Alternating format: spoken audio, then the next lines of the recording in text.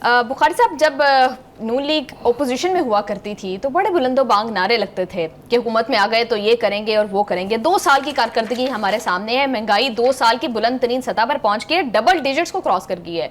बुखारी साहब, क्या इसका आम आवाम के लिए क्या इन 2 साल के अंदर क्या कारकर्दगी है? अब आप चाह रही हैं कि मैं फट पड़ूँ? जी बिल्कुल। और बट मेरे सामने जो सूरत हाल है फट पड़ने के लिए काफ़ी है। वक्त चूँकि कम है इसलिए मैं कोशिश करूँगा कि सम अप कर दूँ जल्दी से।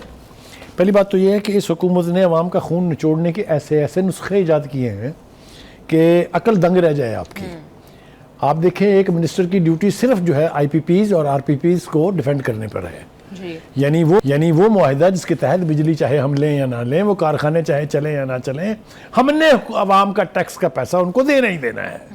उसमें से किसकी कितनी दिहाड़ी लगती है हमें आज तक किसी ने नहीं बताया, लेकिन दिहाड़ियाँ ना लगती हों तो इस तरह का जुर्म नहीं ढाया जा सकता। एक बात। दूसरी बात यह है कि अजीब व गरीब सूरत हाल है कि मारते भी हैं, रोने भी नहीं देते। क्यों मैं कह रहा हूँ ये? मुल्क में महंगाई 2 साल की बुलंद तरीन सतह पर पहुँच चुकी हुई है। ये मैं उनकी बात कर रहा हूँ जो कहते थे 1 रुपया पेट्रोल की कीमत बढ़े तो वज़ीर आज़म चोर है। याद है आपको? ये बात अभी हाल ही में कई मरतबा दोहराई गई है बहुत अहम ओहदेदार की तरफ से। तो अब मैं क्या कहूँ जो इस वक्त हो रहा है अवाम के साथ, ये करते हैं बात अभी बाद में। अदारा शुमारियात की ये सरकारी रिपोर्ट बता रहा हूँ आपको, अपने पास से कुछ नहीं कह रहा हूँ। बताया गया कि मई 2026 में महंगाई बढ़ने की सालाना शरह बढ़कर 11.66 होने जा रही है। ये जो रोते थे उनके वक्त में इतनी महंगाई थी, ज़रा आप तकड़े हो जाएं इसके लिए आपके साथ होने क्या वाला है। एक बात। दूसरी बात ये कि हमें ये कहा गया था कि ये जो हमारी शरह नमू है ये तो हम ले जाएंगे 6.5 पे। ये पहले साल भी नारा था, दूसरे साल भी नारा है, इस दफ़ा भी ये नारा लगाने जा रहे हैं और ये पूरा नहीं होगा। तो फिर वो जो PTI वाले चिल्लाते हैं कि हमारे होते हुए तो 6.8 थी, तो फिर क्या खराबी है उस दावे में? इस वक्त हमारे सामने मंजरनामा जो है वो शर्मनाक है। दूसरी तरफ वो ये कह रहे हैं कि ज़री शोबे के लिए 3.8 और सनती शोबे के लिए 4% तरक्की का हदफ, तरक्कियों के हदफ मुकर्रर किए जा रहे हैं क्योंकि दिहाड़ी लगती है ना उसमें। आप समझे नहीं है? डेवलपमेंट पे जितना पैसा खर्च होगा उसमें ठेके होंगे, उसमें टेंडर्स होंगे, उसमें तो माल है। उसके लिए आप पंजाब देख लें, सिंध देख, जहाँ जहाँ भी है तरक्की के लिए बहुत पैसे रखे हुए हैं। वैसे रोना धोना शुरू है।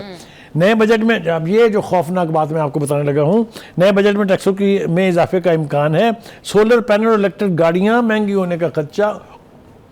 पहले तालियां बजा बजा के हलक फाड़ फाड़ के लोगों से कहा सोलर लगवाएं क्योंकि हमारे पास बिजली पैदा करने की कैपेसिटी नहीं है, डैमों में पानी नहीं है, पानी ज़ाया हो रहा है, सोलर सोलर सोलर सोलर। अब हमने कहा शायद ये ठीक बोल रहे हों। इनके धोखे में आके लोगों ने अपनी चीज़ें बेच बेच के सोलर लगवाए।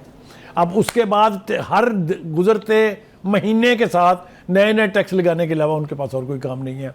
फिर कहा पेट्रोल महंगा हो गया, पेट्रोल कम पड़ गया, इलेक्ट्रिक गाड़ियाँ खरीदें।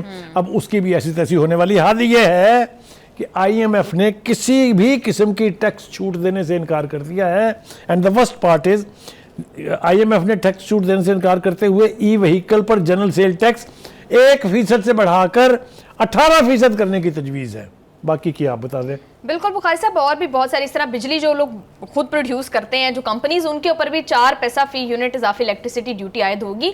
बुखारी साहब, अभी बजट भी आने वाला है 5 जून से। नहीं, आप इसको जरा चेंज करें। अभी बुखारी साहब तबाही भी आने वाली है। हाँ जी, तो बुखारी साहब उसके अंदर क्या आवाम के लिए कोई चीखें निकलेंगी।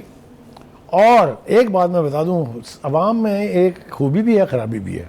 वो यह है कि वो बड़ी हद तक बर्दाश्त करने की आदी है, लेकिन जब उनकी हद से बात गुजर जाए तो फिर क्या होता है?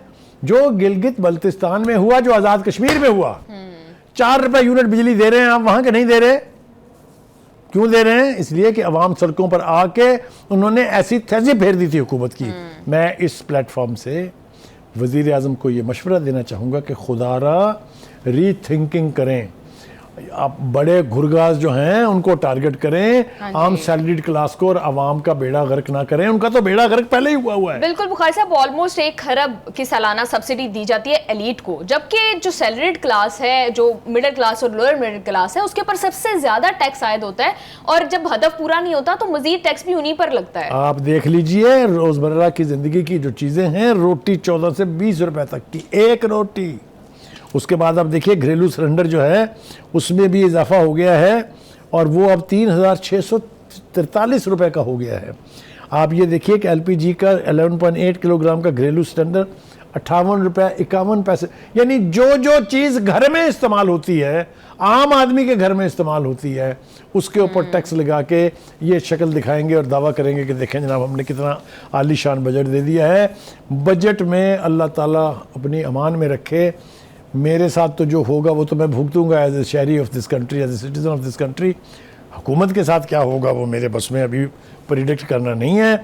लेकिन वो कहते हैं ना कि वो क्या है, वो जो जुमला है, गल वध गई है। हाँ जी। मुख्तारिया गल वध गई है। हाँ जी। मैं अब इस प्लेटफॉर्म से इंतहाई संजीदगी से हुकूमत को कहना चाहता हूँ, मुख्तारिया गल वध गई है। बिल्कुल बुखारी साहब, और इस बजट के हवाले से तो पहले से खदशात सामने आने लगे हैं।